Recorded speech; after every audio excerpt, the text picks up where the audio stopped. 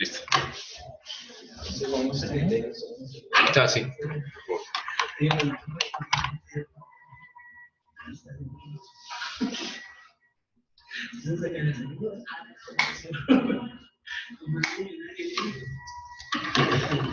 ¿Así? Sí.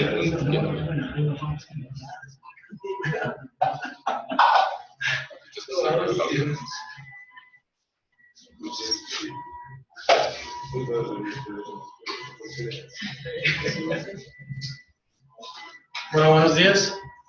Mi nombre es Adrián Flores Villalobos y vamos a ver la clasificación de huesos largos en los principios de fracturas.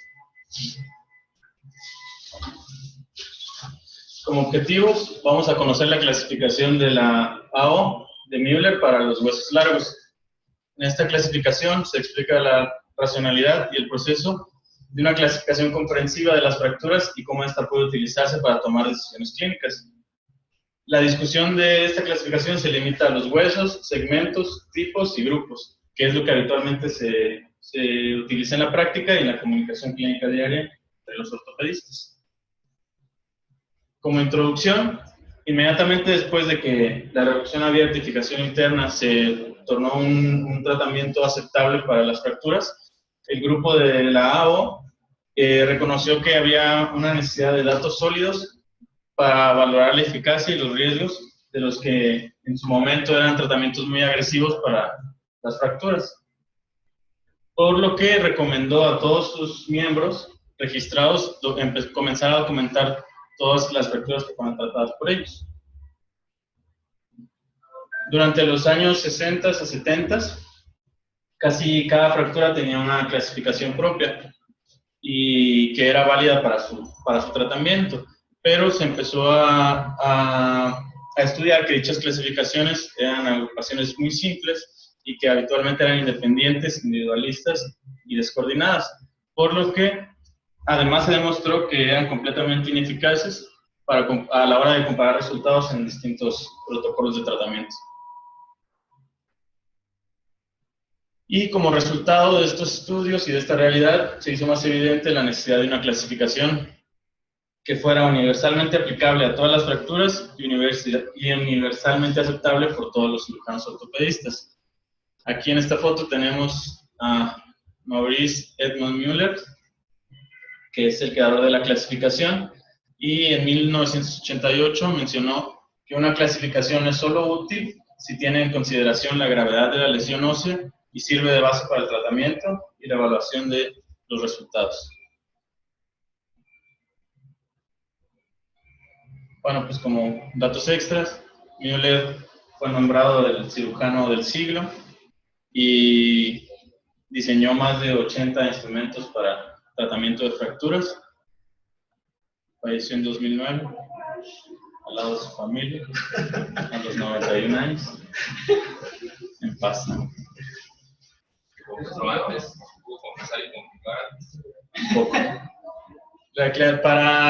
Bueno, entrando ya en la clasificación comprensiva de estas fracturas, se realiza una anotación alfanumérica y que esta va a servir de guía para el cirujano para valorar la fractura con toda la precisión que la situación requiera y permitirá al cirujano registrar y almacenar sus observaciones. La anotación alfanumérica se realizará en el primer número asignado a un hueso, el segundo número asignado al segmento del hueso en cuestión, y después tipo, grupo y subgrupo. Como reglas generales, en las ilustraciones de la clasificación se utilizarán los colores verde, naranja y rojo, pues asemejando un tipo de semáforo en la que se indicará un grado de severidad o de gravedad progresiva, siendo, pues bueno, más adelante lo vamos a ver. Los huesos largos se van a dividir en un segmento diaficiario y dos metaepificiarios. En esta clasificación no se hace una distinción entre epífisis y metáfisis, simplemente se utilizará el cuadrado que ya hemos comentado y estudiado anteriormente, en el cual la zona metaepificiaria será de la misma longitud que la parte más ancha de la epífisis. El centro de la fractura se va a determinar de diferentes maneras según el trazo, Y para la mayoría de las fracturas simples, el centro pues será evidente en la parte del trazo. Y para las fracturas con un fragmento cuneiforme, con cuño, el centro de la fractura se tomará como el lugar en donde la cuña es más ancha. Y en las fracturas complejas, el centro solo podrá ser identificable tras su reducción. Aquí tenemos la imagen en la que se clasifica o se enumera a los diferentes huesos del cuerpo. Y ese será el primer número de la notación alfanumérica. En esta ocasión, pues vamos a ver los huesos largos, que va a ser 1, 2, 3 y 4. 1 para húmero, 2 para el cúbito en antebrazo, 3 para fémur y 4 para tibia y peroné. Continuando con las reglas generales, en estos huesos, pues ya comentamos, se enumera cada hueso y el segmento óseo, el 1, 2, 3 y 4. Y dependiendo ya del hueso en cuestión, se numerará como 1, 2 y 3 a los segmentos de proximal a distal. 1 y 3 para las zonas metafificiarias, proximal y distal, y 2 para la zona deficiaria. Como ya habíamos comentado antes, se utilizará el cuadrado para delimitar la zona metafificiaria, pero existen excepciones a la regla. El fémur proximal, el número proximal y el segmento malar. Vamos a ver. Entonces, para la localización de la fractura, ya tenemos el hueso, el segmento. El hueso 1, 2, 3 y 4, y el segmento 1, 2, 3 en la zona. Y a continuación se determinará el tipo de fractura. Tenemos que hacernos la pregunta, ¿es la fractura simple o multifragmentaria? Si es simple, se tomará como tipo A, y si es multifragmentaria, serán los tipos B o C. Con simple se refiere a los trazos espiroideo, oblicuo y transverso. La siguiente pregunta es, si es multifragmentaria, ¿se trata de un fragmento en cuña simple o de un tipo de fractura más complejo? Si el fragmento es en cuña, se tomará como tipo B, y si el trazo es más complejo, se tomará como tipo C. Entonces tenemos ya que A simple, B multifragmentaria en cuña o C multifragmentaria compleja. Tenemos, hasta ahí vamos hasta el tercer cuadrito. Tomamos la zona deficiaria, que sería 12, 22, 32 y 42, dependiendo del hueso en cuestión. Y, pues a ver, normal. En la A tenemos un trazo. La A la vas a superar en la prima. Ándale, vamos a hacer el trazo oblicuo. Se consideraría simple, entonces tendríamos una 12A. La B, la cuña, y la C, un trazo multifragmentado complejo. Después, bueno, más bien aquí sería qué segmento de fractura, ¿no? Ya tenemos si es metafificiaria, sería 1 o 3. Para entrarnos en las zonas metafificiarias, hay que preguntarnos si la fractura es extraarticular o intraarticular. Si es extraarticular, se tomará como tipo A. Y si es intraarticular, hay que cuestionar si la fractura afecta solo a la parte superficial, solo a una parte de la superficie articular o a toda ella. Y si es así, se tomará como articular parcial o articular completa, B o C. Aquí tenemos las imágenes. En la A tenemos el trazo, que es extraarticular. En la B, un trazo parcial articular, en el que todavía hay una parte que se mantiene en continuidad con la diálisis. Y en la C, que es un trazo articular completo, en el que ya no hay continuidad con la diálisis. En las secciones a la regla que habíamos comentado, que sería número proximal y fémur proximal, y el segmento alveolar. El número proximal sería 11. Tenemos que ver si, bueno, se clasifica en la parte de tipo de fractura: A, extraarticular unifocal; B, exarticular bifocal; y la C, una fractura intraarticular. Aquí tenemos la imagen. Y en el caso del fémur, que sería 31, 3 por el hueso y 1 por el segmento proximal, el tipo sería A en la zona trocantérica, B en el cuello y C cuando existe un trazo de fractura en la cabeza. del G1. En el segmento maleolar, que era la otra excepción a la regla, el tipo A se tomará como una lesión lateral externa infrasindesmal, B, una fractura del peroné intrasindesmal, y C, una fractura del peroné suprasindesmal. Aquí tenemos las imágenes, que es de lo que nos habla también la clasificación de vuelo. Bueno, ya que tenemos la codificación completa, el orden de los grupos y los subgrupos se disponen en un orden de gravedad creciente y de acuerdo a la complejidad morfológica y las dificultades inherentes a su tratamiento y pronóstico. Las fracturas diafisiarias, hay que preguntarnos si la fractura es simple o multifragmentaria. Si es simple, será tipo A. Si el mecanismo de fractura es por rotación o flexión, se tomará como rotación un tipo de fractura espiroidea, y eso se toma como grupo 1. En la flexión, como grupo 2 o 3. Y si es por flexión, hay que preguntarnos si la fractura es mayor o menor de 30 grados. Si es mayor de 30 grados, se tomará como A2 y será un trazo oblicuo. Y en el grupo 3, si es menor de 30 grados, se tomará como A3 y se evalúa como un trazo transverso. ¿Qué diferencia tiene ahí? ¿Por qué es importante que sea mayor de 30 grados o menor de 30 grados? ¿O qué se les ocurre que pudiera ser importante? Como para decir algo, déjame lo clasifico. ¿Para la reducción? Pudiera ser. ¿Les ha tocado ver cómo reducir una fractura oblicua o una transversa? ¿Cómo se reduce? El problema de las oblicuas es que son muy cisellantes. Tú las reduces, pero no hay un tope. Se vuelve a deslizar. Y la transversa no. Entonces la transversa se reduce normal. Si pudiera hacerlo, entonces, ¿por qué es importante? ¿O cuál es la diferencia entre que digan que una es 3 y la otra es 2? Es la superficie de contacto del hueso, la cantidad de hueso que está en contacto. Es mucho más grande cuando es mayor a 30 grados y por eso tienen que es la probabilidad de construcción es mayor. ¿Y por qué la espiroidea aún más? Pues porque aparte de que tiene mayor superficie de contacto, pudiera facilitarlo. Por eso 1, 2 y 3. En las fracturas diafisiarias de tipo B, habíamos comentado, multifragmentarios con un fragmento en cuña, un tercer fragmento, y estas se tomarán como B1, un trazo espiroideo con cuña, B2, cuña por flexión, o B3, una cuña multifragmentada.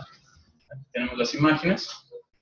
La A que habíamos comentado, espiroideo, oblicuo y transverso, más y menor de 30 grados. La B1, B2 y B3, que es el trazo en cuña. Y tenemos la C, que son fracturas multifragmentarias complejas. En la C1 sería el trazo espiroideo, pero un trazo más complejo. En el C2, segmentaria. Y en la C3, un trazo complejo completamente irregular. En las fracturas metapifisiarias, habíamos comentado que eran los segmentos extremos y se toma como 1 y 3. Hay que recordar que, como habíamos comentado, la A es extraarticular, la B parcial articular y la C articular completa. En el caso de las tipo A, se tomará el grupo A1 como una metafisiaria simple, el A2 como una metafisiaria con una cuña y la 3 como una metafisiaria completa. En el caso de la B, se tomará el grupo 1 como un trazo sagittal en el cóndilo externo, la B2 un trazo sagittal en el cóndilo interno y la B3 un trazo de fractura en el plano frontal. Y en el caso de la C, se tomará el grupo 1 como un trazo simple, articular y metafisiario. En la C2, un trazo articular simple, metafisiaria y multifragmentada. Y en la C3, una articular compleja y una metafisiaria multifragmentaria. Vamos a ir con dos ejemplos.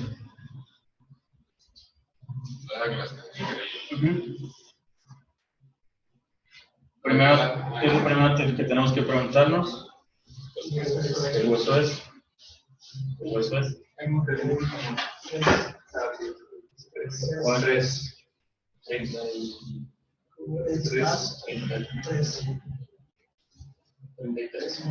Segmento, que sería distal. Como el caso vimos, es estático.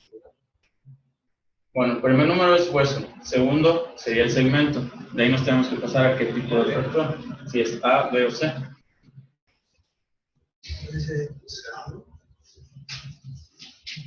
Sería un tipo C, porque es interarticular. Digamos, Hasta ahí es. en la AP si hubiera tener duda, pero ve la lateral. Sería un tipo 3, porque es un tipo totalmente interarticular, es complementario, complejo. Entonces, quedaría la clasificación con una 33 C3. Vamos con otro ejemplo más.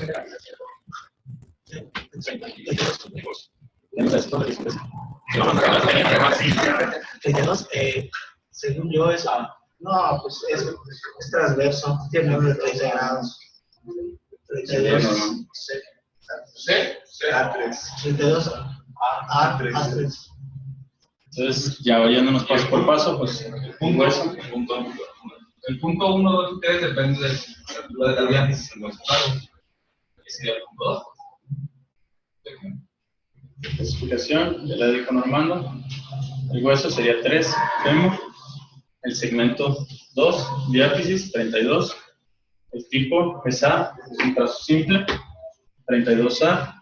Y como dijo Normando, menor de 30 grados por fricción, se consideraría A3, o sea, transverso. Normando, ¿qué principios harías? Ya lo viste. Pues sería compresión, protección. Compresión, protección. ¿Cómo lo haría? Bueno, sí, sí. Y lo que tú creas. No, tienes razón. No, pero sí, sí, sí. Es que a veces pienso, no pienso y digo. Pero Como que lo primero que había en la mente. ¿Sí? Pero dilo cómo lo aplicarías. No te dije que no, sino que dijeras cómo lo aplicarías. Pues sería una placa de tornillos, pero pues. ¿Una placa de tornillos? ¿Cómo harías? ¿Qué necesito? ¿Cuántas series para el paciente? ¿Es una reducción abierta o cerrada? ¿En inglés? No lo sabía, pero. Porque es una reducción, todos pueden, nada más decir por ahí. Es una reducción abierta. ¿Qué principios de protección y protección? ¿Cómo es la compresión? Pues sería complicado. A la hora de reducir el trazo. No puedo utilizar aplicación igual. Dime, Normando, ¿qué harías? No puedo utilizar aplicación igual. ¿Qué aplicación? ¿Cómo lo harías? Dime. ¿Hacer una placa así o qué? Sería ¿Un clavo o con las placas? Dinos qué harías. ¿Te llevó la prima, Normando? Sí. ¿Y vos que no le digas qué le vas a hacer?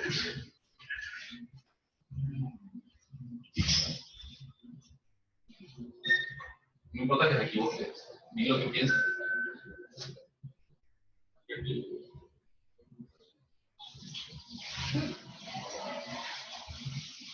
El principio de compresión, ¿qué es? ¿Qué es la definición de compresión? Hacer fricción entre los dos segmentos. Déjame Normando, que no me he dicho nada.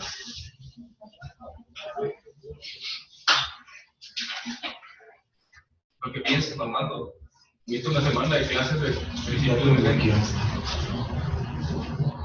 Bueno, alguien más, pues. ¿Qué le puede dar? ¿Qué es compresión?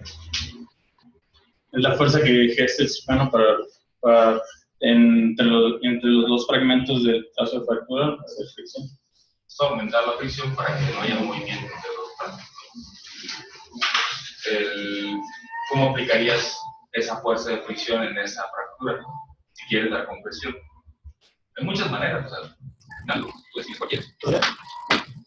No sé, si digo que no estás, puedes a veces un poquito avanzado, un poquito avanzado. Voy a dar personas. Los cargos, van a enviar los cargos y se toman cargos. Entonces, los beneficios en los cuales tú puedes colocar los perros y darle compresión. ¿Sí? Entonces, eso es una forma de cómo tú puedes ejercer la compresión en el Entonces, de que viste que quieres dar compresión, puedes también hacerlo con planos, no estabas mal, pero ¿cómo lo harías? una placa que te permita dar compresión. Puedes también pretensar la placa, lo vimos el otro día, las maneras de dar compresión, que puede ser con torre de compresión, pretensando la placa, utilizando una placa dinámica que te permita poner los tornillos de manera excéntrica para dar compresión. Todas ellas son maneras para dar compresión. Y al final, tú como cirujano puedes decidirla y si lo aplicas bien en principio, va a construir tu fractura. O sea, no hay una respuesta correcta o incorrecta a eso, simplemente tú lo defines. ¿Sale? Si quieres, o sea, era para repasar lo que hemos visto, que al final eso es importante que lo apliquen, que hagan el ejercicio en cada fractura que vean, que lo hagan así como lo dijo el doctor, hagan el diagnóstico por segmento, principio biomecánico y al final el implante. ¿Qué pasaría con muchos? Dirían, un clavo, nada más. El clavo puede estar haciendo tutor, puede estar dando protección, puede estar dando compresión, sostén. Eso es el porqué, ¿sí? Si saben identificar que el principio con el implante, después también van a ver lo que sigue de eso es si llega un paciente con una falla, tú sepas identificar, tratamos de hacer esto y estuvo mal por esto, voy a hacer yo. Si no, no van a poder identificar y van a decir, no, para no, igual como pusieron, y va a volver a fallar. Es que precisamente por eso me acordé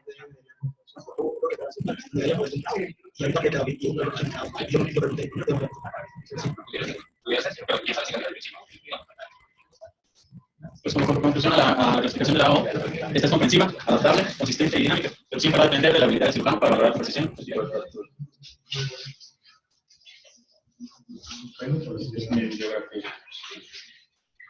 Hay una, en la página de AO Trauma, o AO Foundation, pues, hay un link que se llama AO Start Latinoamérica.